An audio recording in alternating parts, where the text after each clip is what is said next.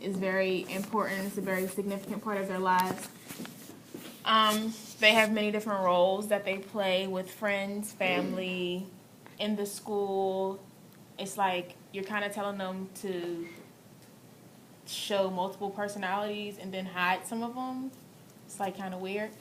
It's basically all about helping, as a teacher, I feel like it's about helping guide the child to navigate through these different social areas they have to, and these different social roles they have to play in a morally correct manner. I think we should just get rid of all the slides and just put that. That's great. Should we put a bunch more? I invite everyone to be here. One of the things I wanted to, as we were going through this as a quick review, I wanted to point this out to you all again. The underdeveloped prefrontal cortex. We read a lot about what that does, but I think one of the most important things is that young adolescents completely ignore and misread facial expressions of others. Some will. And that leads to all kinds of potential disasters in the classroom, right? So they will absolutely misread things that you say in your facial expressions as a teacher. So if you, for example, are really surprised by something that they do, so you have sort of a surprised tone in your voice, or oh, really? They may take it as you being really angry at them or trying to embarrass them. And it's not because they're trying to be difficult and trying to sort of lash out at you in front of the rest of the class. It's mostly because they're just misunderstanding some of the things that you say or the facial expressions that you give in class. There's no real solution to that except to understand and remember that as a teacher. Sometimes it's really hard as you're having this moment with a student in class. It's sometimes hard to remember all this developmental stuff that we've talked about, but I think this is an important one not to forget. That's likely where some of this miscommunication and misunderstanding is coming from. Can I share a quick story? Yes. Yeah. Which is that you know how you all have, I'm sure you've heard of, and may have even been practicing, your teacher looks? No. No? You know the look that you give a student when they're not doing what you want them to do? And so, okay, all at once, everybody give me your teacher look. Go. Okay, so you're all kind of, yeah, that's a scary teacher look. Okay. Oh, that's a good one. I was scared. It's kind of, a little squint. It's not a smile, right? We don't think of the teacher look as a smile. But the way that I learned how to do a teacher look was because I was trained to teach in high school. And then when I went and worked with middle schoolers for the first time, and I wanted them to, get in line or do something that was they weren't doing, I gave them the same teacher look that I had given to high school students, my 11th graders. And 2 of them started to cry.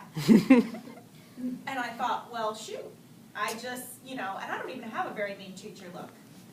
And I said, well, what's wrong? And they said, I think that you hate me. Why do you hate me? And it was because they totally misinterpreted my facial expression, which to my 11th graders was completely normal. It was something that they saw all the time, for better or worse. But the middle school students had much more difficulty interpreting what that look meant. And that's all the kind of stuff that you all have to take, I hope, remember from this class and bring into play as you like the students. I think I had one. I was kind of like, I think I folded my arms. It's more like a posture thing than a look. Then I probably Kind of laughed like and smiled. It's a squint, mouth. One or two things as we end up here that you guys want to make sure you share with us. Well, ours just goes along with the prefrontal cortex.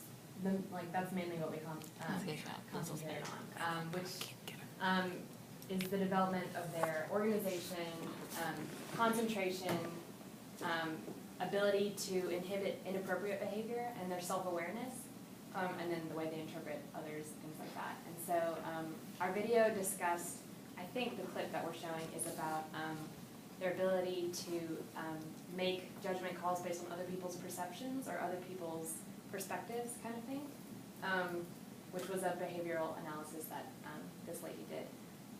But basically, as teachers, we want to be aware of that they're developing all of these and create opportunities for them to develop it without the high risks. So we create that kind of environment that's very safe. We're very understanding of these changes cognitive development has a impact on the other two types of development. For example, the inability to calculate risk. Like for example, with physical development, especially in girls, you know, it can lead to early sexual activity. Well, guys too. Drugs and alcohol, experimenting with those things, simply because cognitively they haven't developed that, you know, that compass to not engage in risky activities. So, you know, there are a lot of, even in sports, there's a lot of injuries and things of that nature at this age, especially with boys. I think we should put something, I don't know, there's something in there related to that, isn't there? You want to send me like Can I add Yes. real life? I mean, I just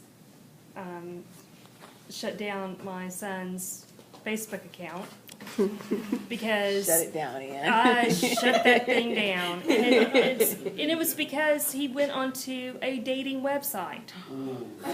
Okay. Your son? And if we're talking about we don't have any judgment, that's one way. Maybe a good example of that. That's a very good example. What we will end with, and what we will pick up with 2 weeks from now after Thanksgiving break, is what our students said. When you were in tutoring last week, you asked them questions about what's important to me about life, what do I like about me, what do I want to change in my school and community.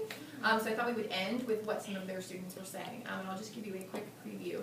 But we'll look at all of it next week. So what do you like about yourself? I'm funny and a good, I need to fix my format. I'm funny and a good athlete. I like that I'm smart. I like that I'm smart, creative, kind, nice, and happy. And I like that I'm smart, creative, and artistic. And then somebody said I like everything about me, which I thought was and then what questions or concerns do you have about yourself? I want to be a better behaved student, which I thought was interesting and kind of ties into a lot of stuff that we're going to share with parents, is they don't necessarily do the things that they do because they want to. It's just because developmentally that's where they are. I don't really play sports, so I don't know if that's bad. So that's like an interesting thing to explore with students, right?